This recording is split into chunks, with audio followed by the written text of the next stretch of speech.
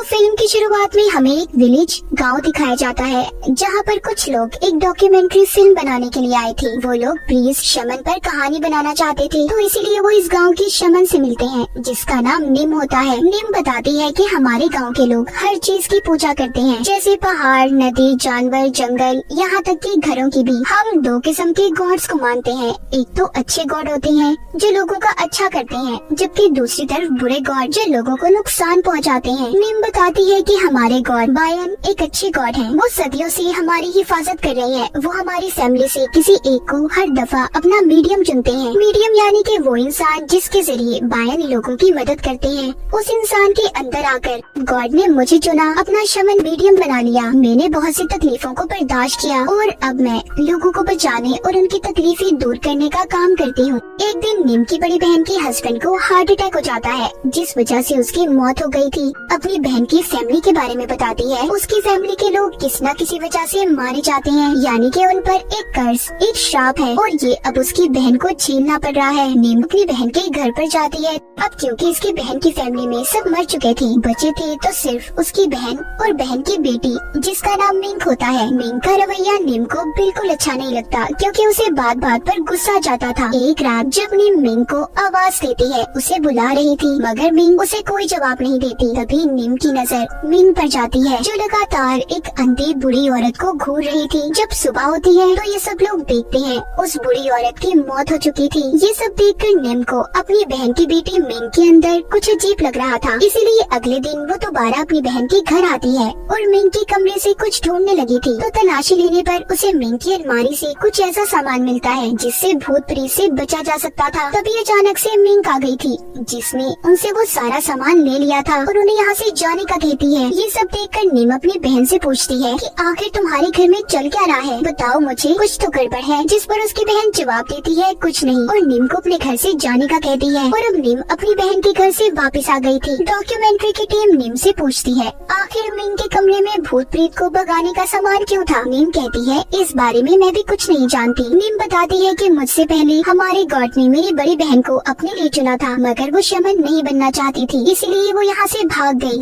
अब हमें मिंक की मॉम दिखाई जाती है, जो मीट गोश्त बेचने का काम क्या करती थी। उनके पास जब डॉक्यूमेंट्री की टीम आती है और पूछती है कि जब आपको बायन गॉड ने अपना शमन बनाने के लिए चुना तो क्या हुआ, वो बताती है जिसके बाद मुझे हर वक्त सर में दर्द रहने लगा, मैं बहुत ज्यादा कमजोर हो गई थी। तब जब मैंने शमन बनने से इनकार कर दिया और वहाँ से भागकर क्रिश्चियनिटी को चुना, तब मैं बिल्कुल ठीक हो गई। अब डॉक्यूमेंट्री की टीम पूछती है अगर गॉड ने अगला मीडियम निम के बाद आपकी बेटी मिंक को चुना तो क्या करेंगे, जिस पर मिंक की मॉम को गुस्सा आ गया था और वो उस टीम को वहाँ से जाने का कहती है। अब हमें मिंक दिखाई जाती है, जिसकी बच्चों की तरह हरकतें बढ़ती जा रही थी। एक दिन तो वो बहुत ज्यादा शराब पीकर अपनी ऑफिस में आकर सो जाती है, जहाँ पर वो काम क्या करती थी। जब सुबह होती है तो ऑफिस के लोग आकर उसे जगाते हैं, मगर उसकी हालत बहुत खराब थी, उसका बहुत खून निकलने लगा था। जब इस हालत में मिंक अपने घर जाती है तो उसकी मॉम भी ऐसी हालत देखकर परेशान हो गई थी। मिंक की मॉम अपने भाई से जब बात करती है और सब कुछ बताती है, तो उनका भाई कहता है मुझे लगता है मिंक के साथ ये सब कुछ इसलिए हो रहा है, हमारे गॉड उसे अपना अगला मीडियम चुनना चाहते हैं, तुम्हें इस बात की इजाजत दे देनी चाहिए। उधर मिंक के बॉस ने भी उसे ऑफिस से निकाल दिया था, क्योंकि मिंक रोजाना ऑफिस बंद होने के बाद वहाँ पर जाकर गलत हरकतें क्या करती थी, जिसका पता बॉस को कैमरा रिकॉर्डिंग में चलता है। मिंक भी अब इन सब चीजों से बहुत ज्यादा तंग आ चुकी थी। एक दिन तो मिंक खुद को मारने की भी कोशिश करती है, मगर जल्द ही उसकी मॉम ने उसे देख लिया था और बचाकर हॉस्पिटल ले आती है। जब निम हॉस्पिटल में मिंक से मिलने आती है तो निम की बहन उसे बताती है कि मिंक के साथ सब कुछ वही हो रहा है जो तुम्हारे और मेरे साथ हुआ था, जब हमारे गॉड ने हमें शमन बनाने के लिए अपना मीडियम चुना था। सब बातें सुनकर निम कहती है नहीं, ये बायन गॉड की आत्मा नहीं बल्कि कोई बुरी ताकत है जिसने हमारी मिंक पर कब्जा कर लिया है। इन सब बातों के बारे में और पता करने के लिए निम दोबारा से अपनी बहन के घर पर जाती है, तो उसे वहाँ पर आकर एक और बात पता चलती है। जैसे कि हमें कहानी के शुरू में बताया गया था, निम की बहन की फैमिली के लोग बेवजह मारे जाते थे, तो यहाँ पर निम को पता चलता है कि उसकी बहन के बेटे की मौत किसी हादसे की वजह से नहीं, बल्कि उसने अपनी जान खुद ली थी। अभी उस जगह पर जाती है जहाँ पर इसकी बहन के बेटे ने खुद को मारा था। ये उस जगह पर जाकर उसकी आत्मा को बुलाकर पूछती है कि तुम अपनी बहन को क्यों तंग कर रहे हो, मगर वहाँ से उसे कोई जवाब नहीं मिलता। तभी निम वहाँ पर अब रिचुअल जादू करने लगती है।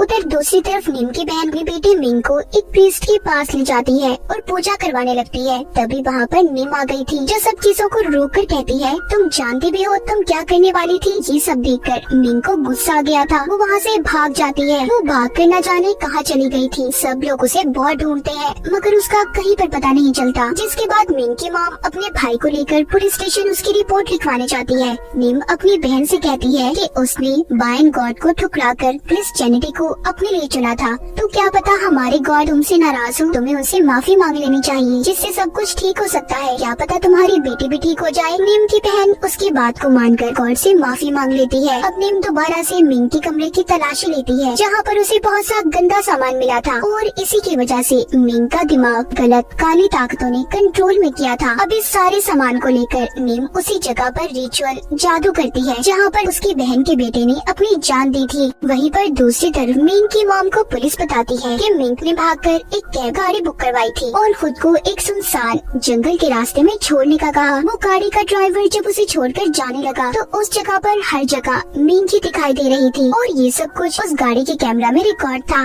एक रोज अब मिंग के भाई की आत्मा से नीम की बात होती है जो बताता है कि इन सब के पीछे उसका कोई हाथ नहीं है। साथ ही वो ये भी बताता है कि अभी इस वक्त उसकी बहन मिंग कहाँ पर होगी। जब नीम बताए हुए पते पर जाती है तो वहाँ पर उसे जंगल के दरमियान एक सुनसान घर दिखाई देता है। जब उस घर के अंदर जाती है तो वहाँ पर मिंग उसे बुरी हालत में बेहोश मिली थी। वो जल्दी से उसे हॉस्पिटल ले आई थी और फिर अपने गॉड के पास उसके लिए दुआ करने जाती है। जहाँ पर जाकर मिंग को पता चलता है कि उनके गॉड की बनाई हुई मूर्ति का सर जिस्म से अलग था। सब देखने के बाद नीम दोबारा अपनी बहन के घर जाती है और मिंग के अंदर आई हुई काली ताकत से पूछती है कि आखिर तुम कौन हो और कहाँ से आई हो। जिस पर मिंग उसे जवाब देती है कि तुम शमन हो ना, खुद ही पता कर लो मैं कौन हूँ। ये सब देखकर नीम अब उसे अपने मास्टर प्रीस्ट के पास लेकर जाती है ताकि वो उसका इलाज करवा सके और बता सके कि आखिर मिंग के अंदर क्या चीज है। वो मास्टर प्रीस्ट बताते हैं कि मिंग के अंदर बहुत सारी आत्माएं हैं और इंसानों की ही नहीं बल्कि जानवरों की भी। हमें इसीलिए बहुत बड़ा रिचुअल करना होगा जिससे हम उन सभी आत्माओं को कैद कर सकते हैं और ये हम उसी जगह पर करेंगे जहाँ पर तुम्हें मिंग बेहोश मिली थी। मिंग की मॉम उनसे पूछती है कि हमारे साथ ये सब कुछ क्यों हो रहा है। वो मास्टर बताते हैं कि तुम्हारे हस्बैंड के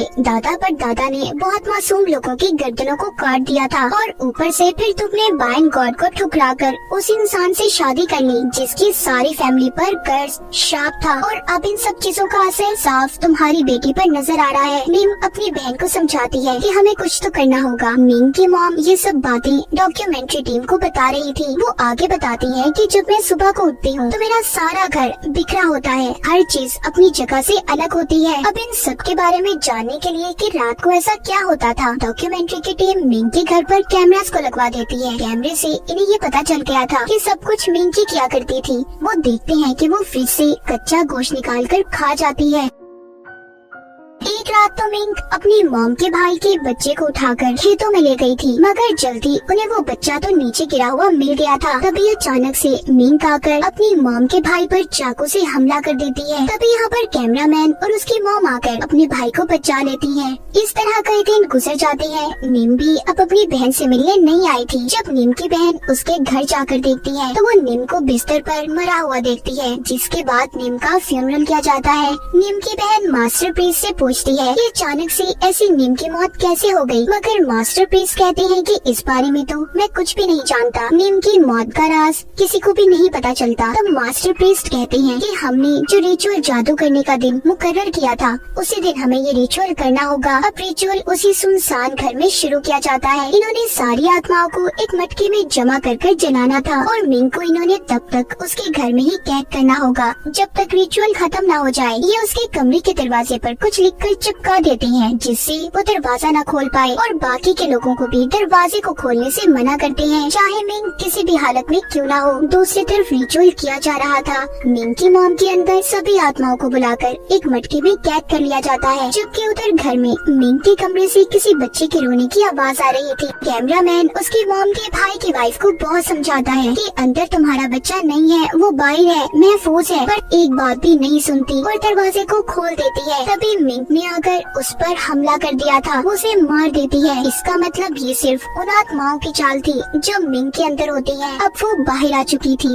मास्टर प्रीस्ट जब रिचुअल खत्म करके आत्माओं को कैद करके मटके में ले जा रहे थे तो वो भी सीढ़ियों से नीचे गिर जाते हैं, जिस वजह से उनकी भी मौत हो गई थी और वो मटका भी टूट जाता है, जिससे सभी आत्माएं दोबारा से आजाद हो चुकी थी। अब वो आत्माएं उन सभी लोगों के अंदर चली जाती हैं जो मास्टर के साथ रिचुअल कर रहे थे। वहाँ पर एक आदमी कैमरामैन को भी मारकर उसे कच्चा चबाकर खा जाता है। दूसरी तरफ दिखाया जाता है मिंग भी अब आजाद हो चुकी थी। उसके अंदर की खतरनाक आत्माएं उसकी मॉम के भाई के बच्चे को जिंदा खा जाती हैं और फिर मिंग ने उस कैमरामैन को भी मार दिया था जो उसके घर में था। उधर रिचुअल की जगह पर मिंग की मॉम भी जोर जोर से हंसने लगी थी और अपने भाई से कहती है कि मुझे बाइन गॉड का इशारा मिला है, मैं सब कुछ ठीक कर लूंगी। वो बहुत सी अगरबत्तियों को उल्टा लगाकर कुछ पढ़ने लगती है, जिससे वहाँ पर सभी लोग पागल हो गए थे और एक दूसरे को मारने लगते हैं। तब यहाँ पर मिंग भी आ गई थी। उसकी मॉम अपनी बेटी के सर पर हाथ रख के पूछती है कि बताओ तुम लोग कौन हो और मेरी बेटी के पीछे क्यों पड़े हो। तभी मिंग के अंदर से आवाज आती है कि कोई भी नहीं बचेगा। उसने अपनी मॉम को भी तेल डालकर जिंदा जला दिया था। अब बस आखिर में इस डॉक्यूमेंट्री को रिकॉर्ड करने वाला कैमरामैन बचा था, उसे भी मिंग मार देती है, जिस वजह से उसका कैमरा नीचे गिर गया था। उसके कैमरा में आखिरी रिकॉर्ड वीडियो के मुताबिक हमें दिखाया जाता है कि निम जब बायन की पूजा कर रही थी तो अचानक से